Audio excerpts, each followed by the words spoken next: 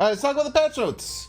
I read through them briefly, but we'll dive into them a bit more detail here. Quantumania, indubitably.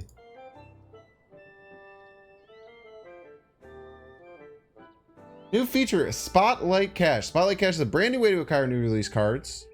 Series 4, Series 5. So we had to open 4 Spotlight Caches. We got a super rare magic variant. We got the super special Null and Jean Grey variants, and we got the Living Tribunal. One every 40 collection track, or one every 10 collector's reserves are going to be a Spotlight Cache. Pretty cool. There's now premium mystery variants, which are a rare or super rare with no pixel. And then the daily offer rewards. When you make 10 purchases in the daily offer shop, you're now rewarded with a bonus 2,000 collector's tokens and 1 premium mystery variant. Actually, kind of ridiculously awesome change. So let's say you're only buying, what, 700 gold variants. Every 7,000 gold you spend, you get 2,000 collector's tokens, which is really, really good, like, kind of back for you. And just a random another free variant. So that's just new stuff for us, which is cool. It's going to lead to a little bit of FOMO for sure, but I think that them giving us more stuff is almost always a good thing. So I like that. Balance updates. Other than High Evolutionary overperforming and being a bit too popular for its own good, we don't have a lot of pressing issues to address in the metagame. Many of these changes are to improve clarity and expectations surrounding cards that have unusual interactions. Fear of missing out, basically, like, you have to spend money. You have to spend money or you'll feel bad for not spending money. It's a thing that a lot of games do. Card updates. So I think bounce is a pretty big issue too, but maybe on the internal statistics, because bounce is a harder deck to play, and bounce really benefits from like the very good players. Probably why it hasn't hit any thresholds. Hopefully they'll change in the future. High Evolutionary. Last month, High Evolutionary proved itself strong enough to support 3 distinct decks with the metagame. Some are better than others. None of the 3 are explicitly problematic in rank play on any of our metrics, but we still think there's room to improve diversity in the top of the metagame. Even if High Evolutionary deck is different, feel monotonous to get paired against them in succession. To that end, we're shaving some power off the 2 most played cards in the kit, in Evolved Wasp and Evolved Hulk. Evolved Wasp now only hits 1 random card instead of 2. Basically going from a 0-3 to a 0-2, so very big hit to Wasp. Wasp now isn't an auto-include, essentially. Like, Wasp kind of felt like an auto-include in any high E deck. The 0 power card that's pretty crazy.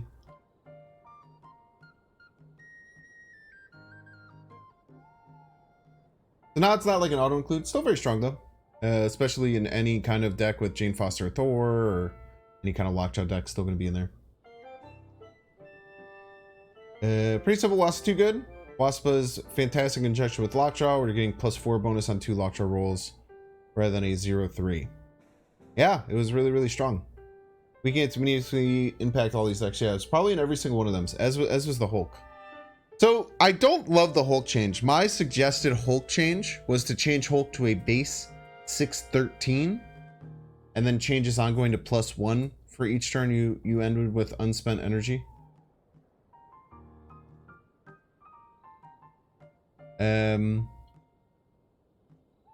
But they just made it so it's +2 power when in hand. Now the problem with this, it's from just like a player perspective, because I was already pretty frustrated that there's no, you don't really get any information like already. You already don't really get any information as far as how big the Hulk gets. Like if they had any kind of mana cheat, you don't really know if they use their mana cheat to actually like jump over different locations or anything like that. So this actually makes it just worse because you actually have no idea.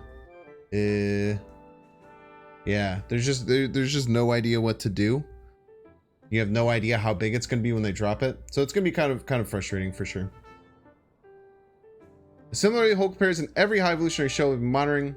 Hulk's the strongest there is. Even with the unfortunate bug that doesn't count the last turn, should you happen to have Hulk have an energy to spare. This adjustment will remove that issue and also reduce the average power of Hulk, especially in lockjaw shells, where players could often accumulate energy without ever drawing Hulk at all. We recognize the adjustments may not be as harsh as some players expected. We'll continue keeping a close eye on High Evolutionary in the coming weeks. Now, it does hurt Lockjaw a lot. I think that this really hits HE Lockjaw more than anything. The core HE deck isn't as affected, but HE Lockjaw not being able to cheat out the Hulk as a giant card, but it only cheats out the Hulk as a 12, still probably kind of okay and still probably just good. Might not be the best Lockjaw build anymore, though, which is interesting. You might not be able to risk putting in a 4/4 just for this Wasp and Hulk because they're weaker now. Pretty interesting. The issue being gone might also affect some things. So those were the nerfs, but they are committed to buffing cards, which I think is really awesome. The first one is Gambit, which wins from a 3/1 discard a card from your hand, destroy a random enemy card. Now it's a 3/3 discard a card from your hand, destroy a random enemy card. Now must discard a card to destroy anything. I don't love that. I think that they're two different effects. I don't think that you need to make that change. Anytime I see someone complain about it, I just tell them to cry. He didn't get nerfed. He definitely didn't get nerfed. He got changed. This is absolutely not a nerf. If you're trying to do the Exodia deck got nerfed, where you're trying to trigger this like a bunch of times. But I think now is a 3/3 that just discards a card to destroy an enemy card. That's a good card, dude. I don't think it's a nerf at all. I think it's a buff. Outside of the Exodia deck, it's a buff. A 3/3, discard a card, destroy a random enemy card. Think about this. Moon Knight is the exact same card, except for instead of destroying a random enemy card, you discard a card from your opponent's hand. What would you want more? If you're not running Stature, what do you want more of? I want to destroy a random card. Way more. Way more.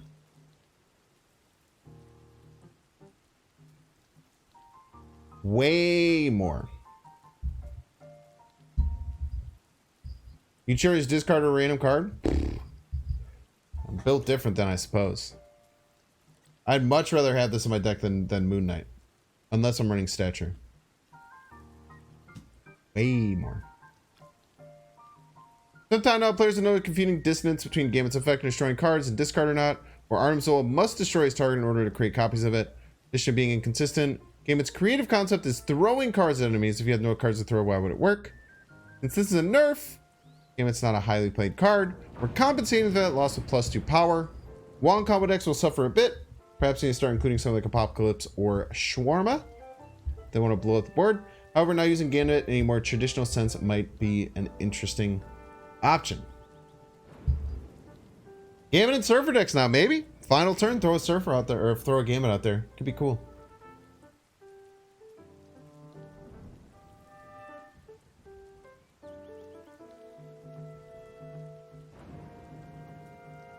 He's already 3 cost. Yeah, but you wouldn't want to run a 3/1 in a Gambit. But you got +2 power is the thing. Getting +2 power makes the card a lot better. He's already getting the Surfer buff without having to play him. That's why it's important. That's why we think about him in Surfer. Interesting. I like this change. I don't think anyone... I mean, I don't know. I used to love blowing up entire boards with Exodia combos. It was very, very fun. But, you know, it's interesting. Mystique. Gameplay change. Now triggers on reveals if copied ongoing card had one. I'm correct me if I'm wrong. This is just Electro, right? I'm pretty sure this is just Electro. And you can still do a Swarm in hand or APOC, but it makes the deck way worse if you have to add a random card. Soul Stone. Soul Stone. Look at that. Great job. Great job, team. Soul Stone. I mean, it does make that a legitimate option, though, I guess, in Thanos decks if you have Mystique. Actually does kind of help ongoing Mystique or ongoing decks, ongoing Thanos decks if you're running Mystique, which is kind of crazy, but it can happen. But in line with intuitive outcomes, Zorman copies a card with an on reveal and an ongoing ability against Soulstone or Electro. He gets both. What Mystique does, she gets the on reveal ability without triggering it. Interesting. Nakia! Old 3-2 on reveal, give the 2 leftmost cards in your hand +2 power. New 3-3 on reveal, give all cards in your hand +1 power.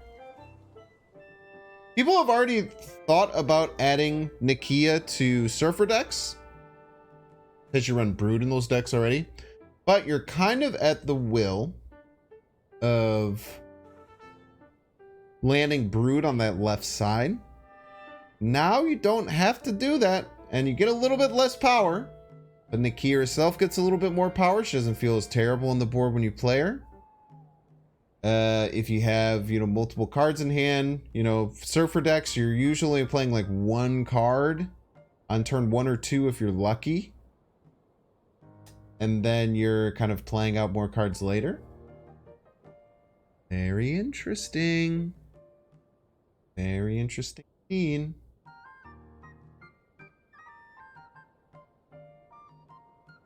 has been underperforming for a while now. Far cry from a day of dominance during the game's beta period. Yeah, if you guys didn't know, Nakia used to be a 3-1 that gave your whole hand +2 power. And Okoye used to be a 1 energy 1-1.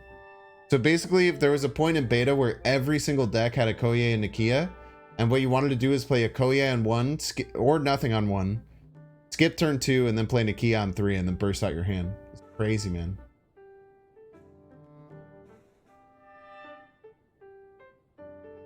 Crazy stuff, dude. I don't think Okoye makes the cut in Surfer anymore. I mean, I don't know why changing Nakia would make you also want to change Okoye.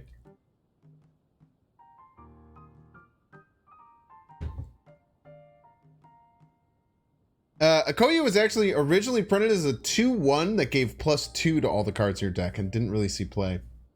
Yeah, Nova used to give +2 on death and was 2 power. You forgot Nova on 2? That was the meta afterwards. There was the meta where Nova, Dinosaur, Collector was in every deck. All those got nerfed, and then the Nakia, that was the second meta. The first meta was the Nova Carnage meta. That all got buffed, and then the second meta was like the Okoye Nakia meta.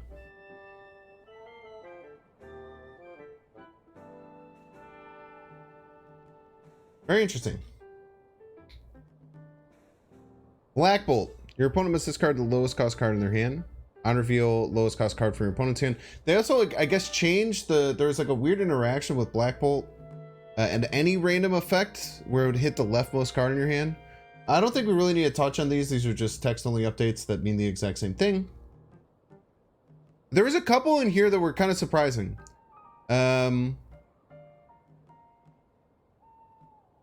So there was... see, some cards target a specific card in their hand deck rather than at random.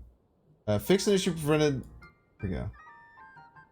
Fix an issue that would see some cards target a specific card in a hand or deck rather than at random. That's good. There were some weird problems with this. I don't... Does anyone know what did anyone figure out what this one is? This one was very funny to me. Yo, Killmonger can kill Miles and Sarah discount to 1 cards.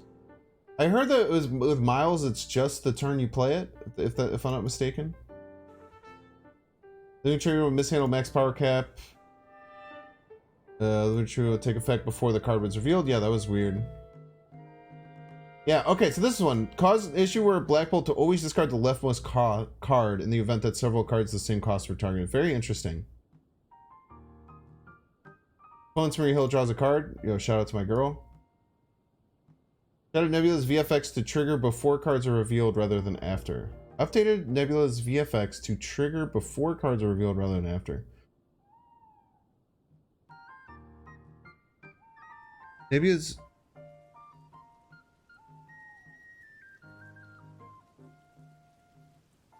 That's weird. I don't know what that means. Lockjaw overlapping with ongoing cards. Alright, very interesting. Lots of cool new things happening here. Maybe we'll mess with the Nakia Surfer today. Maybe we'll throw Gambit in there as a joke.